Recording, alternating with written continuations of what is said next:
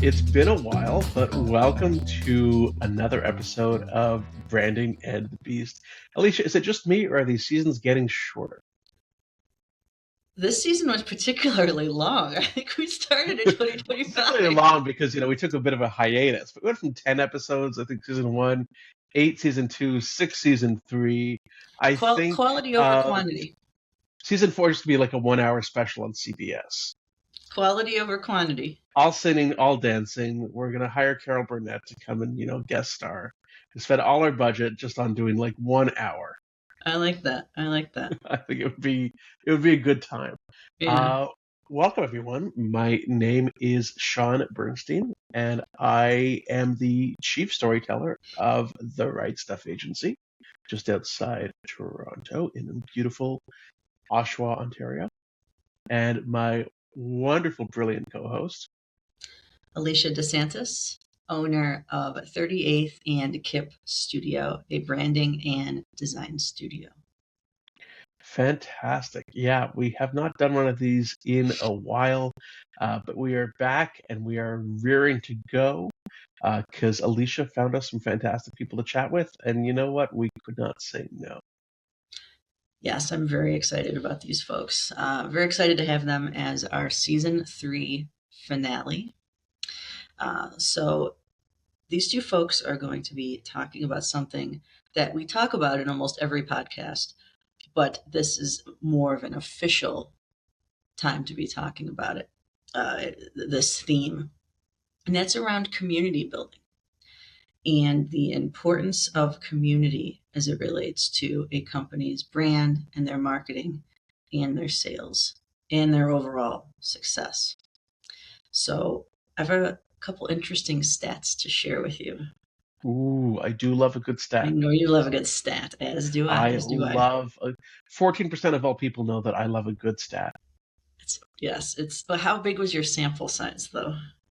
You know what? I mean, there were less than 14, so I don't know how that number. So, okay, so this is some interesting information I found here. Let me pull up my notes here so I don't Lay it on me. misquote. So there's this organization, this research organization that I discovered. It's called The Move, and Okay. they focus specifically on Gen Z reports, so Gen Z user groups and such. And this The Move tells me that 67% of Gen Z say they are active members of a community, and 82% want to be part of a community that aren't active. Really? 70% say they joined an online community for a feeling of belonging. But it's not just online communities. I don't know if it's like this in Canada, but in the US, there's a really big push for third spaces. So places that we can go outside of our homes and outside of our work. And I think this is really interesting because Gen Z is pushing a lot of the community-centric activities in our modern ecosystem. But to me, that stat around 67% are part of a community is very interesting to me. It's huge. It's a lot more than I would have expected. I'm involved with my local business community, which we can talk about. And there's always a push to get younger people involved, partly to learn professional skills and build business, but also just to be part of a community. Especially, I'm out in a smaller suburb. It's really kind of a network of smaller suburbs. Uh, they're not tiny, but they're not Toronto size. Toronto's a massive city, and so there really is kind of a local identity to being out here. And with that, as a local business owner or business person, there's inherently a sense of, oh, there's a community here if you want it. And people take that in different ways. Some are very hyper local and hyper local focused. We had Melanie Pangan from Rainspark on an Mm-hmm. earlier episode. She has done amazing work within this local business community. She knows it backwards and forwards. She has clients outside of the community, don't get me wrong. But if I have a potential referral for her locally, it goes to her. She knows this world so well. And I know some other folks like that who really are very keenly entrenched. So I'm grateful that young people are picking up that mantle. Um, a lot of these organizations, I think worry that I'm curious to talk to our guest. Worry that older members are gonna start fading out of the business world, and I'm sure that there's not the same number of young people rushing to take their place. But you've taught me that's not true. So neat. Yeah, I saw this similar statistic in other market trends reports in 25 around the importance of community in Gen Z and how it's one of the biggest things you can do to improve your brand and increase your sales and grow your organization is to have a really well thought out community. And it doesn't have to be a big company either. It could be a smaller organization, a local organization, but it really makes a huge impact. And what's interesting, with our one guest, Amanda, she is, speaking of chambers of commerce, she's the executive director of the local chamber of commerce here in Roanoke. And what she's done to grow the organization is really interesting. It's something I want to talk to her about. And then our other guest, Jennifer, she's involved in so many community building groups, from your common historic ones like churches, religious groups, things like that, places of worship, um, and the community building around that, to a whole other areas that I'm not even familiar with, that she can tell us about. But it's also different. Like, how do you build a community? How do you build a community for a place of worship or a nonprofit or a homeless shelter compared to a community for a jeans, high end jeans, or Legos, which I was reading about. Lego has one of the best online communities for their customers. Yeah, no, brilliant. And I think it's about how do you expand that community. So something like a nonprofit, like a shelter, etc. There's an inherent, or a religious congregation. There's an inherent community built in. There's no question. There's congregants. There are supporters. There are donors. There are people there. How do you expand beyond that? How do you expand awareness? How do you build within a broader sense of community of, oh, this is our community within our broader community? Yeah, And I think it becomes kind of multi-layered. yeah, yeah. That's interesting. To prep for this episode, I was thinking about a an organization that I'm a, a customer of that I think has a really great community, and that's Spotify. Hmm. And they're Spotify Wrapped. And what they did what they did last year, 2025, with they predicted your average age based on your Yes. music preference or what you listen to. And then the thing I really liked is they analyzed your behavior on the app and then gave you like a type of listener you are. Yep. And then the last thing they did, and it's so cheesy, but I loved it, is they said, you're in the top 1% of all listeners for this band. And they have a little special thank you note. And it popped up, and it was a video, like a 20-second video of the band Yeah. saying, thank you for being a listener. And I was like, oh, this is pretty cool. It's so cool. It's so cool. It's and we can get into the AI screaming match another day, but it is one of the very cool uses of it, where they can use that to build community and make people feel included. It's wild. Oh, are you on Spotify? I am on Spotify. I forget what my average age was for last year. I'm sure it said I was a very old man, if not deceased. Um, I wonder if you were older than me. It put Honestly, I me listen to at a lot of 59. podcasts. I don't listen I to a was lot of music. I listen to a lot of podcasts. yeah, yeah. So I don't know if it was as predictive with those. Some Oh, music. that's interesting. I tested my new car sound system by blasting Nat King Cole. So Okay, you definitely would be deceased. Is this? Hey, I mean, old music's awesome. I love older music. Um, I digress. Are there any other? You mean I feel like you're more. I mean, I'm pretty involved in my community, but I feel like you're very involved, and you've been involved for much longer. Because what's interesting about you is that you've remained in one region your whole life, and I think that's a Yes, it has a different yes. flavor to it than moving around a lot, like I have. I have and I haven't. I mean, I have in as much that, yeah, comparatively I have. But when you get into sort of, hyper regional, like I'm in a very, very sort of micro region focus now that I couldn't have found on a map growing up, that I had no connection to. And it's a region of very much, locals born and raised. And I am an outsider who, the running joke is that I know this area better than a lot of people who grew up here. Interesting. And that's all by making the effort to really integrate myself into this community. I Yeah. came out here with a different job, different house, different job, different career, same way. But really, when I moved out here, I had one friend, and she grew up nearby, but she had one friend, and we have worked to build ourselves into the community, both professionally and personally. Um, and I have become, I'm an ambassador for my Chamber of Commerce. I've been on the board. I'm, active in local organizations. I am connected politically. It's because I've really made the effort to be a part of this community. The place where I failed is online communities. And I am working on that because I know they have a lot more to offer than I've traditionally kind of understood. And so that's really my next foray into growing my own brand is I need to join some of these because I am behind the eight ball. Yeah.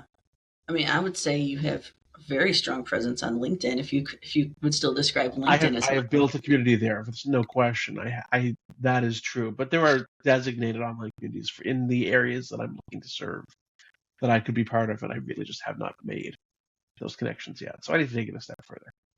yeah, yeah. Well, we can all improve, that's for sure. I mean, and there's so much out there, and admittedly, I'm no expert when it comes to community building, um, especially with online, the all the components that go into creating an online community, fostering that and engaging people, and then from the design that goes into it, the UX, like it's a whole nother animal in terms of marketing and messaging. And there are people who had tremendous success building communities and becoming community builders. I can see that making sense because I know people who have built their business by fostering, very strong online communities. Is I am the leader, are you coming with me? And the beauty of having it online, it makes it accessible. Yeah, It makes it something that's very easily accessible to a mass audience, which is really smart. yeah, I know.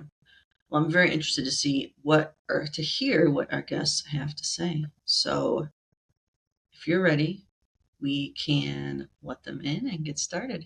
I am ready. Let's rock and roll. Oh, welcome back to A Brand and the Beast, our season finale. We're talking about community. And I have two wonderful guests here. I'm so thankful that you can join us today. I'm first going to introduce Amanda Livingston. She is president of the Roanoke or the Salem-Roanoke County Chamber, which has grown tremendously in the past couple of years under her leadership. Um, Amanda, great to have you here. Anything else you'd like to add about what you're doing in community building and what groups you're a part of? Yeah, well, the chamber keeps me busy. Yes, that And is an and understatement. through the chamber is really a bridge to a lot of other organizations. We have a lot of nonprofits involved. We have a lot of small business, mid-sized, solopreneurs. Really, our chamber is probably considered more of a Main Street chamber versus a regional chamber that really deals with a lot of advocacy, although we do get involved with, hearing from our elected officials. But I really do see us as a bridge, connecting businesses with professionals and, giving access, giving our members access to our legislators. we have a lot going on. We're a two person operation. We have about 430 members and growing. And so we really work hard to try to create programming that is engaging. I think one of the things that we do a little differently is our level of volunteer work. Which is not typical of a chamber of commerce. Yeah. And so it's pretty exciting to see that some of the programming that we put together with some local food banks is actually sort of being replicated in other chambers, which is super exciting to me. And sort of what we're doing, we're connecting with other business chambers to kind of expand the volunteerism. So, I think that makes us a little different than a typical chamber. We do tons of networking events, lots of professional development, and we have some core signature events. We really are strongly supportive of our registered apprentice program in Virginia. So we really try to help support the schools and businesses that are trying to hire local talent.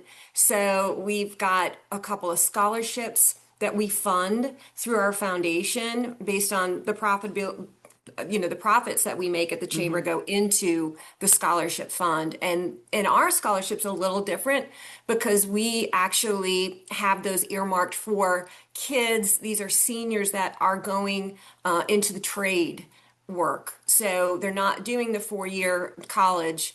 They're going into a trade. So the scholarship could be used to, buy boots or Yep. gloves or to go to get additional training. So we're really proud that we offer 2 scholarships a year, one for a Salem senior and one for a Roanoke County senior, to help them in their journey as a tradesman. Oh, I love that. I absolutely love that. Uh, and transitioning over to Jennifer.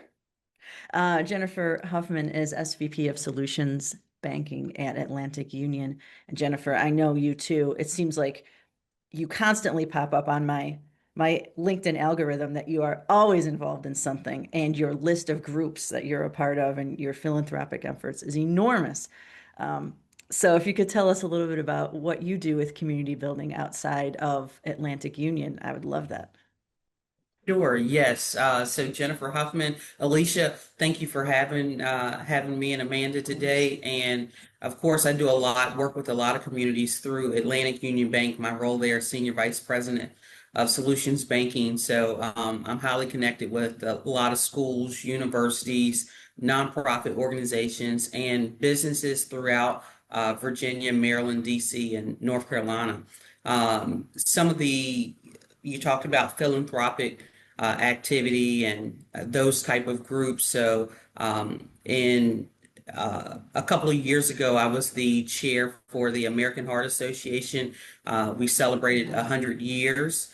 And so for the Roanoke Heart Ball, I was the chair for that. So I'm still heavily involved. I have a daughter that is a heart survivor that's 10 years old. So I do a lot of support, whether it's in Richmond, Central Virginia, or Roanoke, New River Valley, Lynchburg, Danville. I support multiple chapters or localities of the work of the American Heart Association. I also serve on the board of Humankind, which is a nonprofit organization in the human services industry, headquartered in Lynchburg, Virginia. But we also have a footprint all throughout the Commonwealth. I serve on the board for Goodwill Industries of the Valleys. I also serve on the board of Virginia Centers of Inclusive Communities, and also serve on the board of Lynchburg Regional Business Alliance.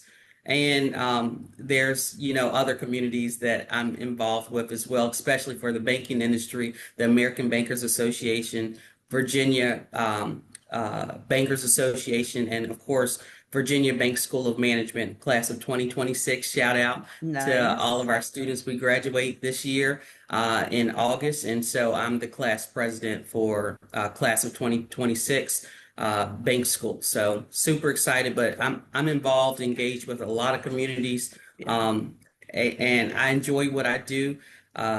and love to serve my community, but not just where I live. I don't see community as a boundary limited to territory, but I see community as something much bigger.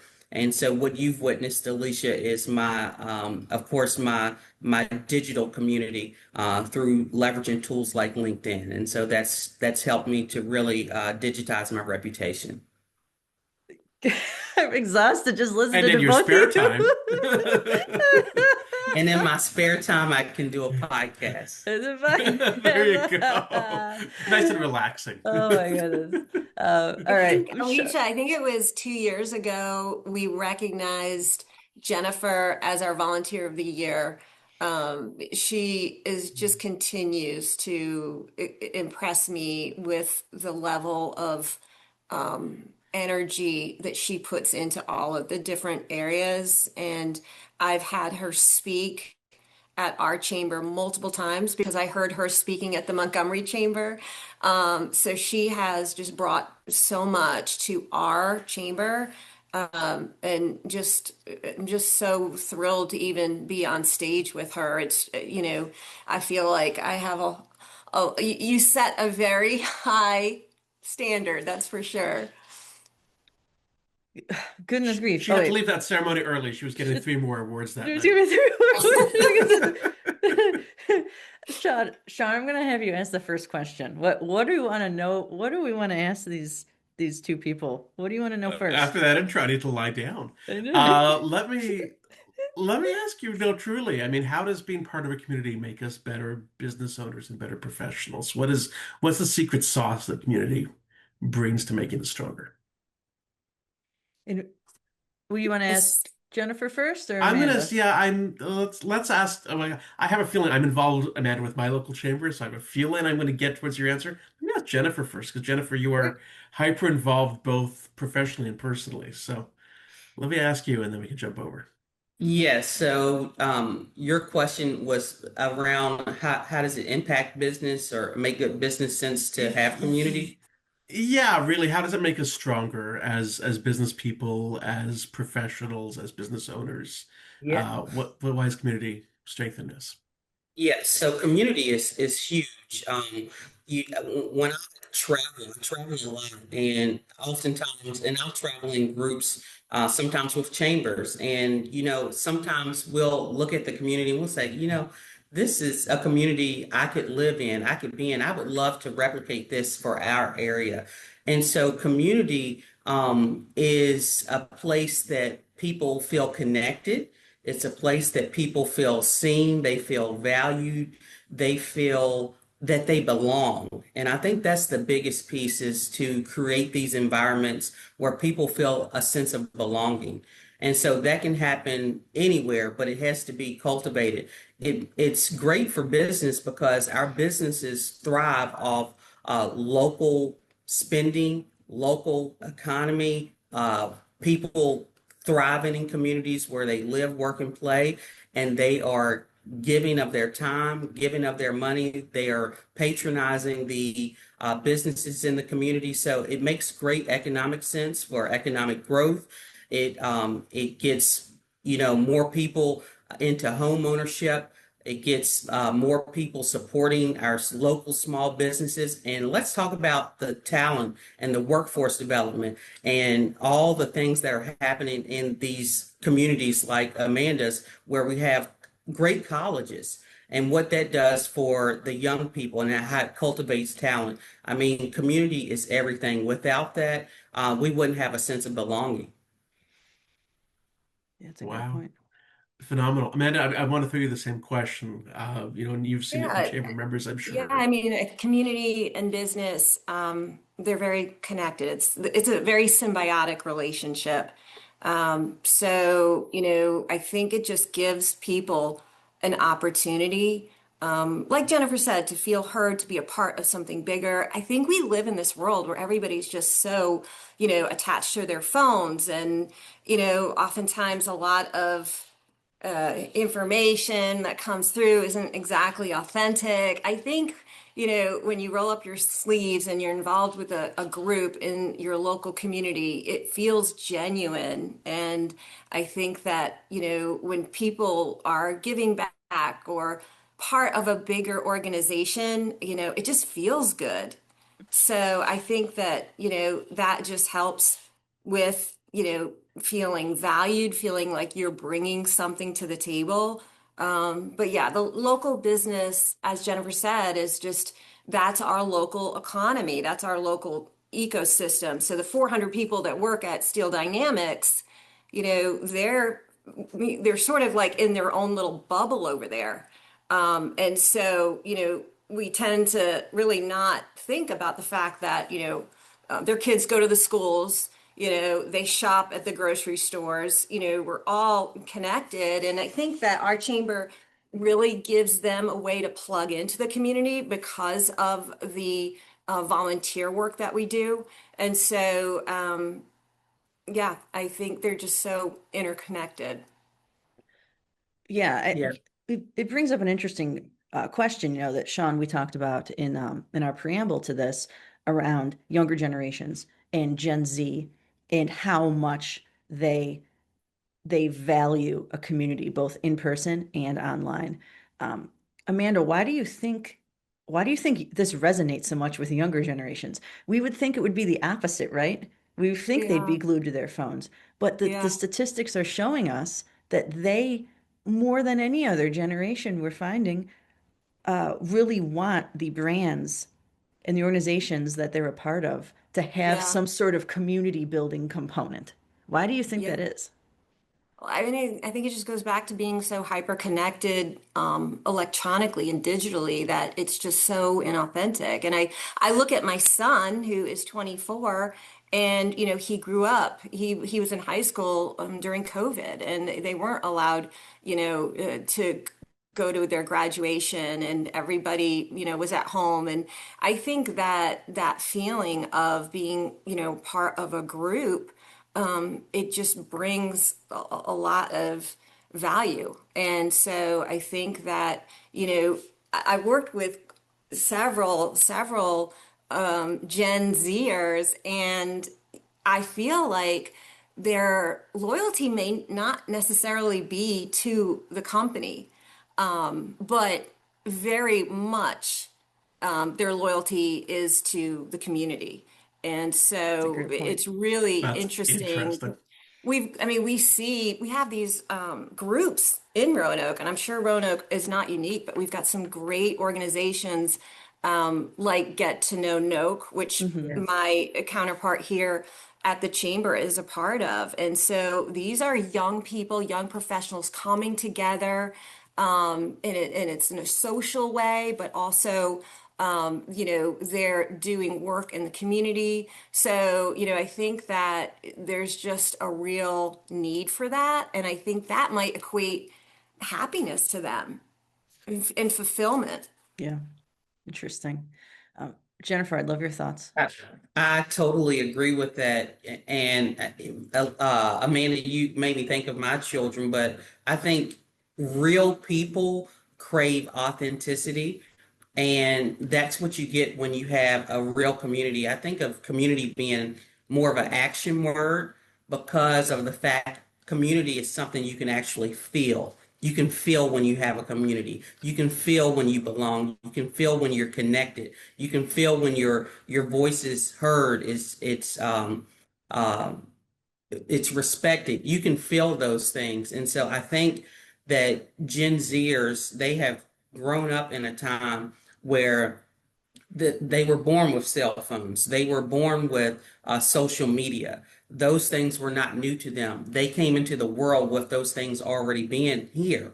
And so you kind of see them, you know, somewhat detaching from that. They still have it, but they long and crave for this community feeling, whether it's a community where they live or it's college and they're embedded in, you know, different clubs and groups, even in high school. They just want to be connected and engaged. And the chamber as well as, like Amanda said, other organizations throughout the region. We provide opportunities for our younger folks to get engaged and kind of have that created organically. It's not forced, but we create the space. And we're hoping that it just organically happens through conversation, through connecting off of things you have in common or things you may not have in common. That's the other thing. Community is not about we have all the same things in common. So, it's about connecting with people that come from different backgrounds, that come from different cultures, and exchanging in an authentic way and making that exchange very meaningful. I love that. Sean, you and I, we have nothing in common. Let me ask you both, and I'm curious, and I'm going to switch the question up a little bit. Let's start with Jennifer. What advice would you have for someone who's shy and who's apprehensive about, joining a community Great or question. feeling they might be, not included? Yeah. What do you suggest for them? That is a great question for me because that question sounds like it serves the person that I once was, someone that was very shy, very bashful. Anyone that knows my story know that I came out like a jack in the box a few years ago out of nowhere, and now a lot of folks know me. But before then, I was the shy, quiet, introverted person behind the scenes. And here's the thing: people that are introverted, they may long for community, but they're not dying to get out and be with groups of people. Like that's not something they have a hunger and thirst for. Hey, let me get out here and connect with the community, or let's go network. That's not something that they're often seeking out. So I do believe that someone that that has those descriptors like I had, you have to be bold. You have to be, you almost have to surrender to yourself because yourself does not want to put yourself out there. You do not want to network. And so it's surrendering to yourself and saying, this is bigger than me. This is something I need to do. I need to connect with other people. Happiness is found and joy is found when you connect with others. There's a saying that I say that uh, without connecting with other people, our life would really have no meaning. I mean, imagine a world where you didn't use your uniqueness to serve others. Imagine a world where you serve no one. What would life be like? Would it be a life worth living? Would it be a life that is meaningful? And so get out there, be bold, say yes to yourself. You have to surrender every day because that is something that I deal with even today. Fast forward, and I know you may see me a lot on LinkedIn, but daily, it's a daily practice of mine that I say, yes, I'm going to do this. I'm saying yes to myself. I'm going to surrender to myself. And I'm going to engage with others. I'm going to put myself out there. I have something to say, and there are people out there that could benefit from what I'm sharing. But if I harbor all that to myself, who do I help? Yeah, and I would just echo Amazing. that. I think that many of us are probably more, could be more described as introverts. I feel like I am, and I feel like it's not always easy to get into the whole networking. Networking is work, and you have to sort of put your game face on, and you have to act the part. And I think also once you push yourself to get involved, you kind of see where you feel comfortable.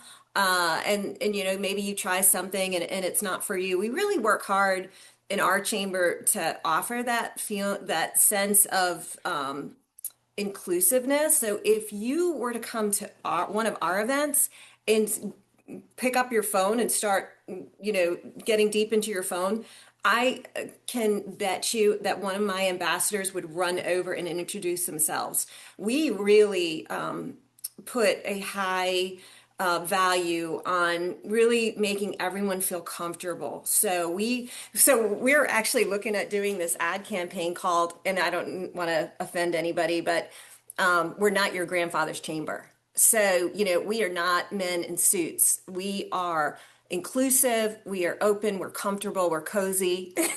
And I tell Yeah. you what, Jennifer was saying like community is a feeling. If you were at our awards meeting a couple weeks ago, you could have felt the sense of community. It was palpable. And I mean, a couple times I'm like holding back tears as we recognize different people in the organization. So, you're missing out if you're not involved in something like a chamber or some kind of organization. There's just so many ways to get out there and connect with people that actually have, some common interests, or, just get out there, like Jennifer said, and meet other people. But yeah, I think that it's just amazing how, I'm just so proud of our chamber in that, we've got this buddy system where our ambassadors reach out to new members, and invite them to events. And so new people don't feel like, they're just going to walk into this room and not know anyone, because I hate that feeling. And Yeah. so we have our ambassadors reach out to new members and actually, encourage them to meet them at an event. So I think that, if you just push yourself and make that first step, I think that, you'll find it easier and easier, like anything else, the more you do it. But it's definitely well worth it, in my opinion. Yeah. Yes. And I Uh, think too, the more you, for those of us who are highly connected, like Amanda and myself, and there's a whole host of us. She talked about ambassadors, and mostly every chamber has those. But when we, as seasoned networkers, are out and about, and we are meeting with people, and you see pockets of people in these large groups, but maybe a group of five, a group of three, a group of two, but then you look around and you see a group of one. We should be looking around, inspecting the room, and making sure that everyone feels connected and involved. And sometimes that's tough to do, not for us, but for the person that's the person of one. It's very easy to, connect with the wall, lean on the wall, and just stand out the way. And so, us as more seasoned networkers should be always inspecting the room, looking around. Who can I introduce others to? yeah. Amanda, do you know this person? Have you met this person? Let me connect you. Are you familiar with this company? And so that's paying it forward. Yeah. That's giving a gift to others, and I call it connection equity. When you give your connections to other people, and so that's something we shouldn't harbor, but we should be sharing and paying it forward to others, especially. And I love doing this for the younger generation, for those Gen Zers, making sure we connecting them to others. I have two of my daughters are teens, and they are both on LinkedIn, and their connections, Wow. if you go by their connection equity is valued high because they've connected with some of the most highly connected folks in the Commonwealth and beyond. And so that is something I've trained them to do very early on. But we need to make sure every Gen Zer, every college student is having those same opportunities, and that will help by Amanda and I and others modeling it and also paying it forward. Yeah. Oh, I love that so much. Uh, so many things I could say about that in terms of teens and people needing to be on LinkedIn earlier, and how hard it is. What if you haven't built that already, and then you want to get a new job or switch careers, or get your Right. first professional job? I mean, it's so important. Um, uh, the last question I want to ask is a hypothetical question. And Jennifer, I'll ask you first. Um, okay, let's say I am a business owner, and I want to, I'm thinking about starting a community, either an in-person or an online community. Let's say I'm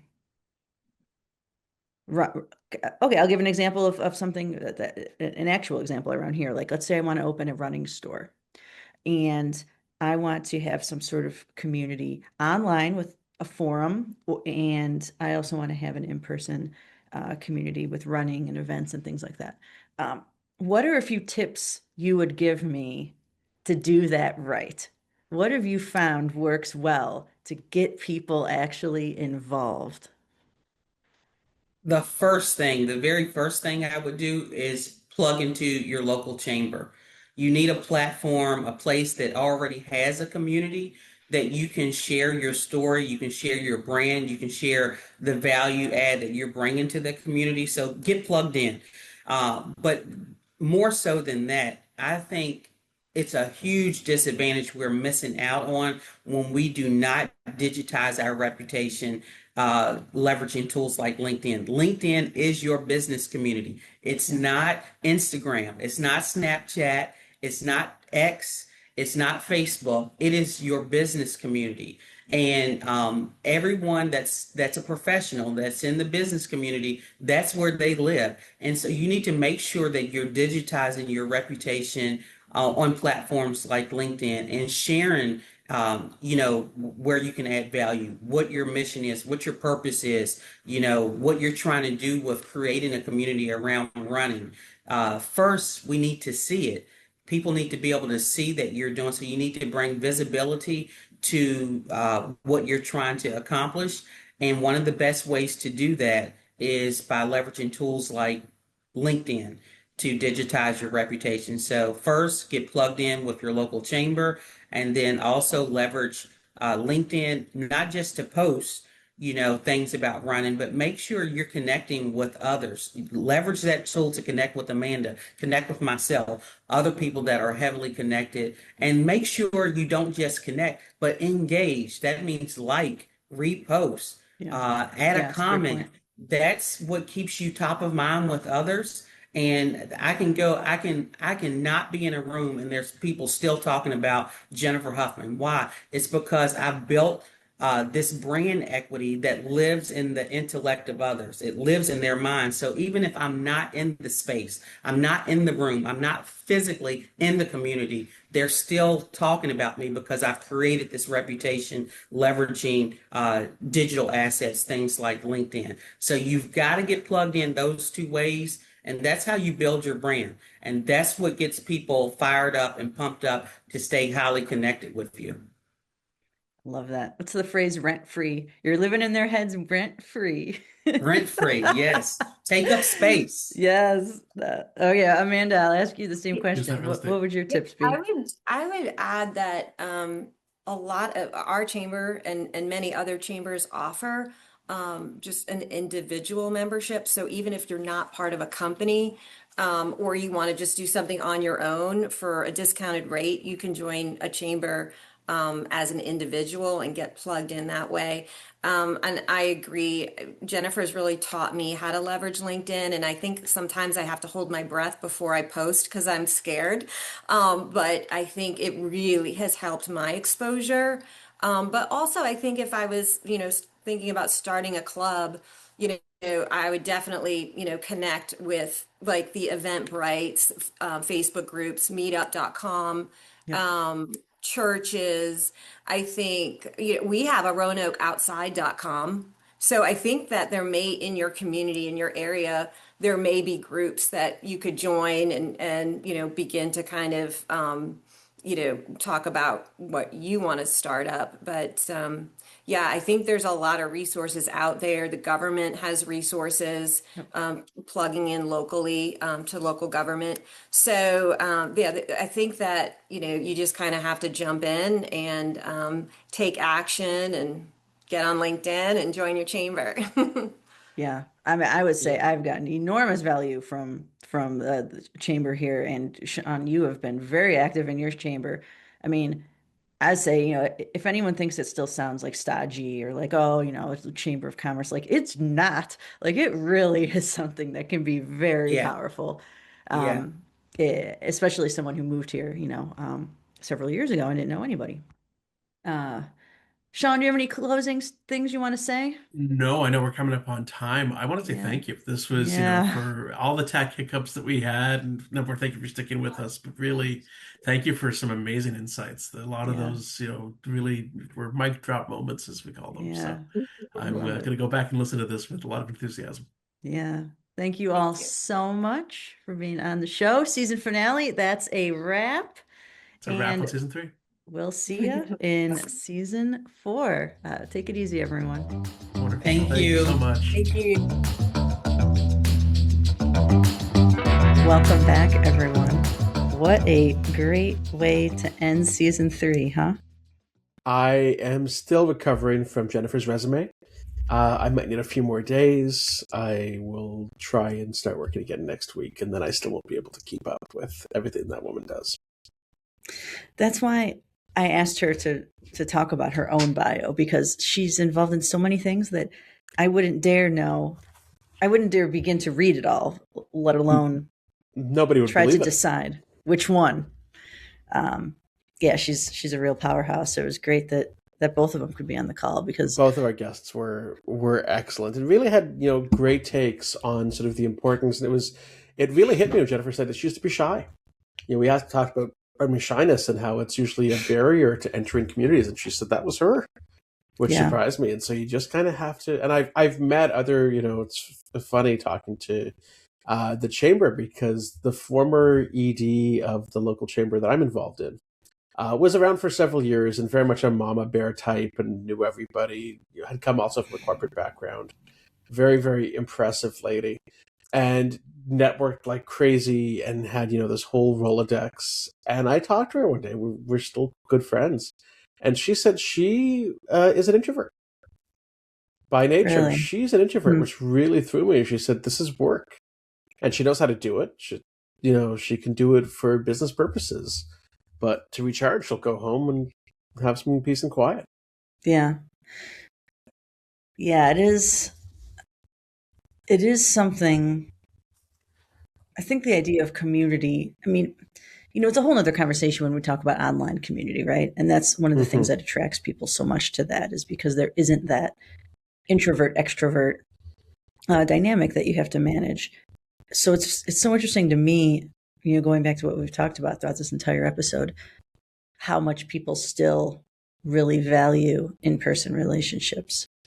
And it's almost like we can't put online relationships or online community and in-person community in the same box. They're just two completely different components of business. For sure. No, and the online world, for better and for worse, has opened the world up to different people, different opportunities, different ways of doing business, and it's really done quite a number in that regard. So there's so many more. You don't have to stay. Community used to be such a hyper local thing. Your community was your neighbors, was your BIA or your chamber or your board of trade. It was just those people in your neighborhood. Now, you can very easily take your business statewide, nationwide, worldwide, province-wide, without a thought. And that leaves room for, finding more like-minded individuals in other places who could be part of your community. Or it allows them to explore different communities you wouldn't necessarily have, seen otherwise. I join networking groups in other places all the time that I'm invited to on a virtual basis. I would never have a spot in those rooms if I wasn't, boots on the ground there. That's a wild thought. It is. And you know what? As you're talking, I was thinking one of our first episodes, season 3 was so long that it's hard to remember what our first episodes were. But one of our first episodes was on tribalism. Yes. And it's like we've gone completely full circle with this episode, with this season, because tribalism is such a huge component of community, and they go hand in hand. And there's all this focus on tribalism and making people feel inclusive and special about buying from a certain company or volunteering at a certain place. So it just dawned on me that that's how this season came to pass. My closing thought on this is that we started talking about LinkedIn a bit, and LinkedIn, it's a behemoth, and for better or worse, now people talk about politics on there, and sometimes people overshare, and it's kind of going through an evolution. But it's still a really powerful tool, and especially for people just starting out, people that feel like LinkedIn might be for somebody else or somebody more professional, but I feel like one of my biggest takeaways from this is for younger folks need to start networking and joining communities early. I've seen them do it in small doses, and it's amazing the results. LinkedIn, dollar for dollar, because it is free, is the best way to build and grow your personal brand, especially your professional brand, especially those early stages. You can not only have something to say, but contribute to the conversation. I get really excited when I see my former students, who are many of them on there because they needed to be for a course. They were instructed to be, in school, but they've stayed with the platform. Yeah. And they still, former students engage with my work, and I see them get new jobs, and I see them, take new meetings. It really does make that global village of business a reality. Yes, it's imperfect. Yes, there's too much AI garbage. Oh yeah, AI too. Yes, people have tried to gamify it. There's all kinds of things I could say against it, but I will be in its corner any day because it's done so much for me and for my business. Yeah, and it is free. We forget about that, don't we? It is free. There are great paid options, and they do open up, things a little bit more, but they're not necessary, especially in those early days. Don't sweat it. Yeah. Start with the free version, then do what you got to do. I love that. Well, it's been a hell of a season 3. It has. I was a younger man when we started. I wore younger man's clothes. We made it. Things have changed throughout the course of the season. Looks like we made it. Oh, they can cut me singing. I don't want to get that on the recording. Yeah, looks like we made it. Where can people find you? People can find me here, there, and everywhere. I am all over LinkedIn. Follow my personal, Sean Bernstein, SHAUN. The Right Stuff Agency also has its own page. You can go check that out as well. WRITE Stuff Agency. You can find me on Instagram at The Right Stuff Agency. I think there's still a Facebook page, even though I don't use Facebook myself personally anymore. I'm trying to cut down on all that. And honestly, just shoot me an email, Sean at therightstuff.agency. I'd love to connect, love to find time for a virtual coffee and learn more about, what you do. What about you, Alicia? You can find me at 38th and KIP Studios. That's the numbers 38 and KIP, KIP. I'm all over the internet. You can also search for me by name, and you will find me. If you want to chat about branding, design, illustration, all that good stuff. Sounds great. On behalf of both of us, to our listener or listeners, if we're really having a good day, or our viewers, thank you for your support. We will come back with us. We don't know when, we don't know where, and frankly, we don't know why, but we will keep at it. We don't know how. We'll end this by having an existential crisis. Yes. There we go. As let us stare off to the void and cue the music in 3, 2. All right, take it easy, everyone. Thanks for watching and listening. See you on the flip side.